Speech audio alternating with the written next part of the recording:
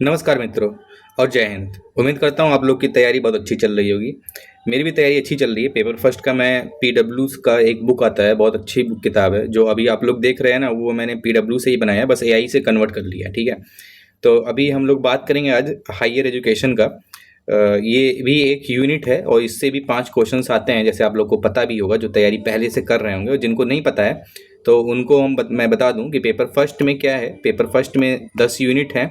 ठीक है, 10 यूनिट है और पर यूनिट से 5-5 क्वेश्चन आना कंफर्म रहता है।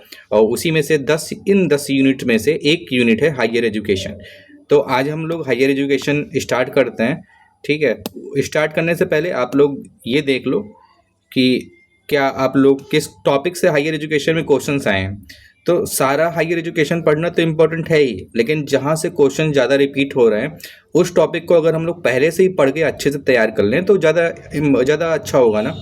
तो ये देखना, ये पहले ही बता दूं, ये पीडब्ल्यू का है। अगर जो इंटरेस्टेड है वो खरीद भी सकते हैं। मैं लिंक आपको प्रोवाइड कर दूंगा। ठीक है, तो अभी अगर आप लोग इसको देख रहे होगे तो सबसे ज़्यादा क्वेश्चन पूछे गए हैं इवोल्यूशन और higher learning and research in post independence India. जो भी एक्ट आए हैं, जो वगैरह एक्ट्स आए हैं, जैसे एनईपी आया है, जितने भी एक्ट्स हैं और जो भारत के आज़ादी के बाद जो भी चीज़ें हुई हैं ना, वो सारी इसमें पूछा जाता है। तो आप लोग देख भी सकते हो 74 क्वेश्चन इससे आए हैं और सबसे ज़्यादा वेटेज यही कैरी करता है, 30% कैरी करता है। तो अभी टाइम भी बहुत लिमिटेड है, तो अगर आप लोग तैयारी भी करना। अभी तो मैंने पहला ये वाला यूनिट लेकर आया है क्योंकि इससे भी 25 क्वेश्चन आए हैं और ये इसमें एनालिसिस किए हैं ये लोग 2012 से लेकर 2026 का जो लेटेस्ट दिसंबर, मतलब 25 ही मानो इसको, 25 में जो दिसंबर वाला पेपर हुआ था वहाँ तक का ये एनालिसिस इनका है। तो अभी ये देख लेना, 74 क्वेश्चन है। इस टॉपिक को तो अच्छे से कर लेना है।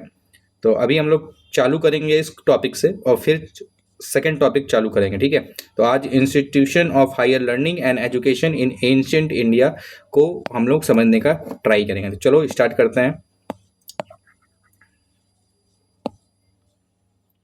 तो हाँ ठीक है, तो institution of higher learning and education in ancient India, प्राचीन भारत में हमारी शिक्षा व्यवस्था कैसी थी। सबसे पहले यूनिवर्सिटीज़ कौन इस्टेब्लिश हुए थे, इन्हें जानना ज़रूरी है क्योंकि क्वेश्चन ये हमेशा पूछ लेता है कि आप इसको अरेंज करिए। जैसे मान लो क्वेश्चन के फॉर्म में देगा, तक्षशिला दे देगा आपको ऑप्शन में, सॉरी तक्षशिला दे देगा ऑप्शन में, नालंदा दे देगा, वल्लभी दे देगा और विक्रमशिला दे देगा और बोलेगा इसको क्रोनोलॉजिकली अरेंज कर दीजिए। तो इसको तो क्रोनोलॉजिकली याद करना बहुत ज़्यादा इंपॉर्टेंट है। कहानी आपको नहीं सुनना है तो मत करो, स्किप कर दो, बट इसको नोट कर लो और इसको डेट वाइज याद कर लेना क्योंकि ये क्रोनोलॉजिकली पूछता बहुत है। अगर आप लोग पीवाईक्यू भी किए होंगे ना तो आपको पता होगा कि भाई ये क्रोनोलॉजिकली आता जरूर है। और बाकी ये सब जो लिखा है बेसिक आइडिया अगर होगा तो कुछ क्वेश्चन सब तो एसर्शन और रीजनिंग में पूछता है, तो वो आप अच्छे से सॉल्व कर ले जाओगे। तो जैसे इसमें दिया गया है एंशिएंट इंडियन नॉलेज सिस्टम, हम लोग एक बार देख लेते हैं। In India A rich tradition of knowledge sharing and societal development has existed since ancient time. तो सही बात है, भारत की प्राचीन जो ज्ञान की प्रक्रिया है और जो सोसाइटी जैसे डेवलप हुई है, इसका बहुत ही एक प्राचीन इतिहास रहा है। जैसे हम लोग जानते हैं इंडस वैली सिविलाइजेशन में भी कुछ साक्ष्य पाए गए हैं, वो डिसाइफर्ड नहीं है, वो अलग बात है, बट हैं वहाँ पे भी कुछ ऐसे एविडेंसेस मिले हैं हिस्टोरियंस को, आर्कोलॉजिस्ट को, कि जहाँ से हम लोग बोल सकते हैं कि वहाँ की सोसाइटी डेवलप थी।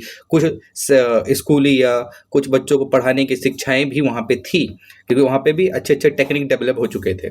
तो ड्यूरिंग बैक टू द वैदिक पीरियड, लेकिन वैदिक पीरियड से हम क्यों ले रहे हैं, क्योंकि जो टेस्ट हमको मिले हैं वो वैदिक पीरियड से ही डिसाइफर्ड हुए हैं। अब डिसाइफर्ड का मतलब पूछोगे तो डिसाइफर्ड का मतलब होता है भाई, जो कोई चीज़ आपके सामने ये जैसी चीज़ें हैं तो आप इसे पढ़ के समझ सकते हैं।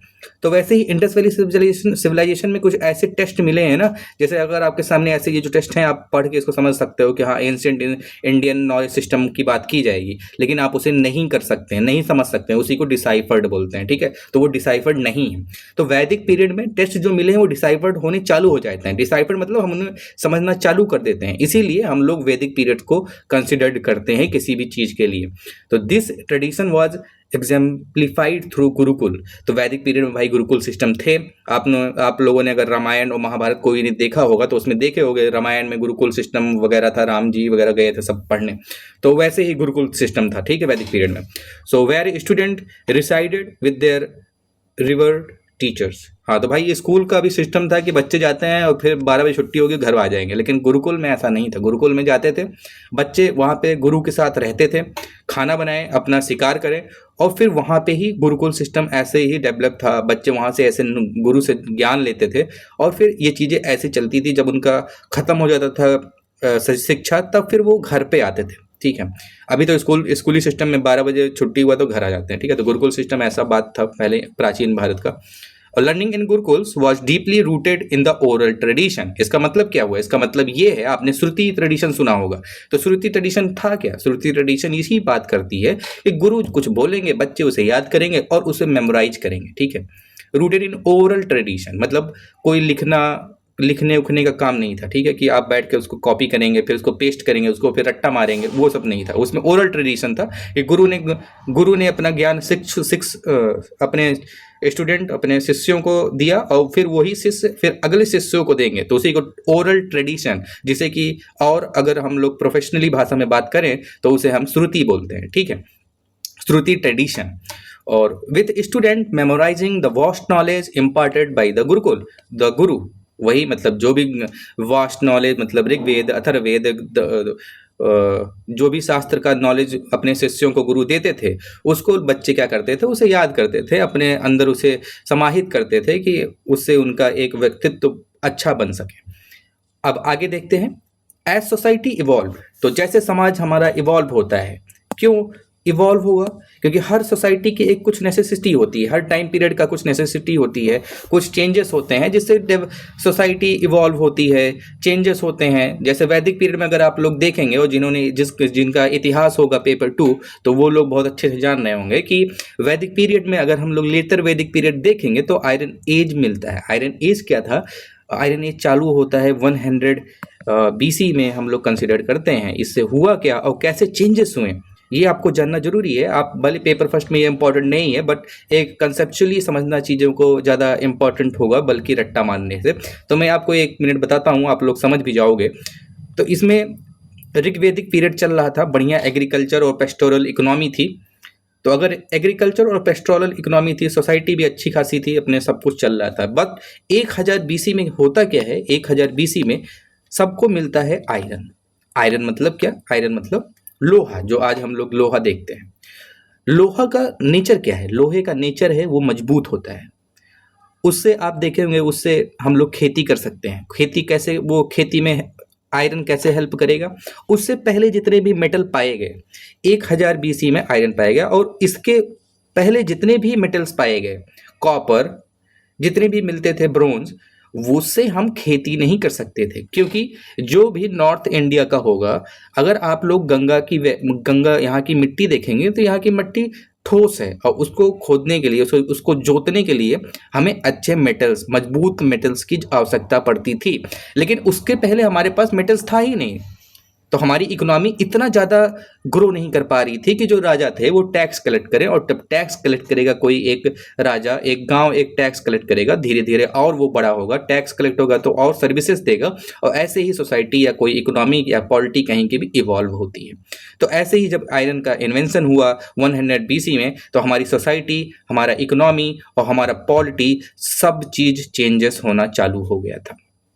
तो यही बात की है, जैसे as a society evolve, structural educational institution emerge, marking the beginning of a formalised education system. और जैसे जैसे हमारी एजुकेशन सिस्टम प्रणाली आगे बढ़ी, सोसाइटी डेवलप हुई, इकोनॉमी डेवलप हुई, पॉलिटी डेवलप हुई। पहले एक गांव थे, गांव से हम लोग कस्बे में आए, कस्बे से एक छोटे छोटे हम लोग जना थे, जनपद बना, जनपद से महाजनपद बना, और फिर उसके बाद मौर्यन एम्पायर आया।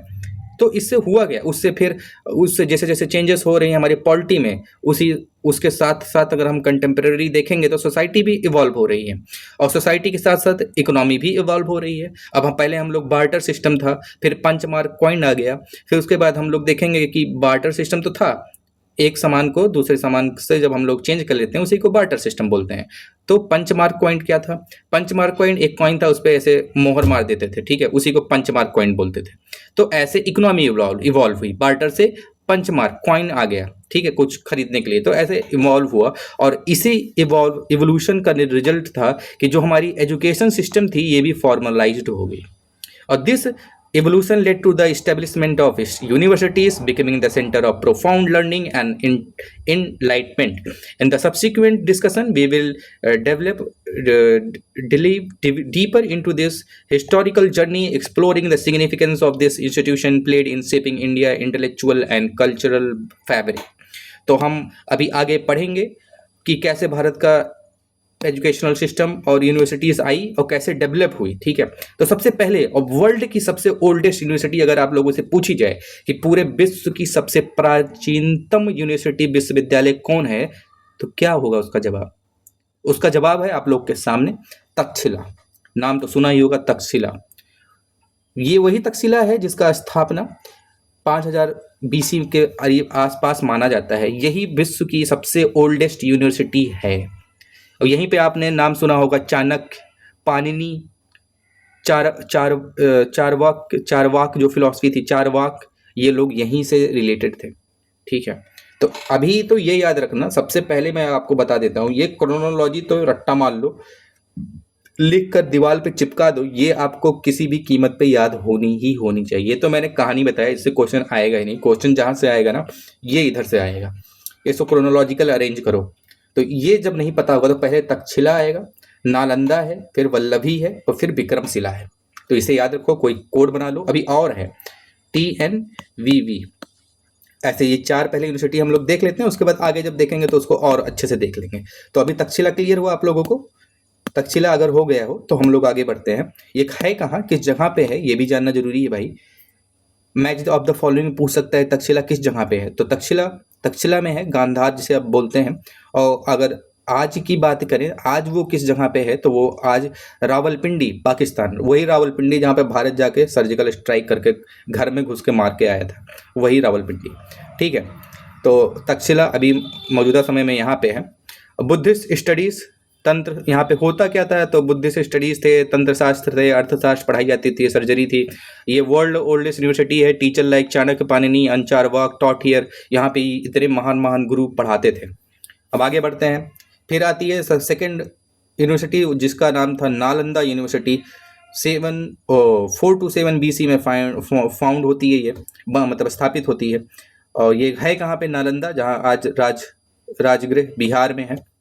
यहाँ पे मेजर वर्क क्या था? यहाँ पे महायान बुद्धिज्म थी, medicine, law, religion, art, archery, mathematics, astronomy पढ़ाया जाता था यहाँ पे। मेजर डेवलपमेंट अंदर किंग कुमार गुप्ता, सबसे ज़्यादा डेवलपमेंट अगर इसमें नालंदा में हुआ था वो किंग कुमार गुप्ता के टाइम पे हुआ है।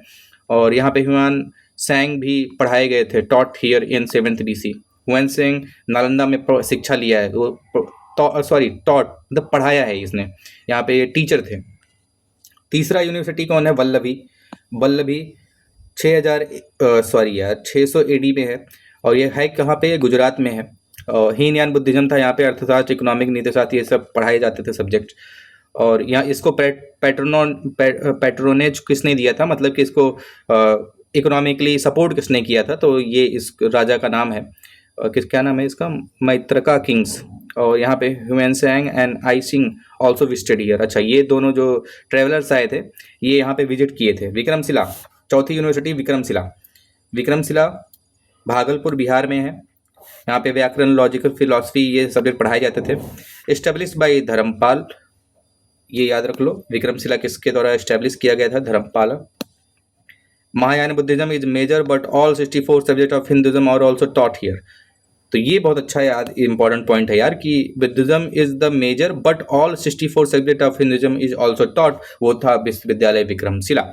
अब आगे बढ़ जाते हैं हम लोग, ठीक है। ये 11 यूनिवर्सिटीज़ हैं जो PW के बुक में भी दी गई है, वही मैंने AI के थ्रू चेंज किया। अभी ये देखो, अभी आप लोगों ने देखा होगा कि evolution of higher learning and research in post independence India, इसी से कितने क्वेश्चन आए थे?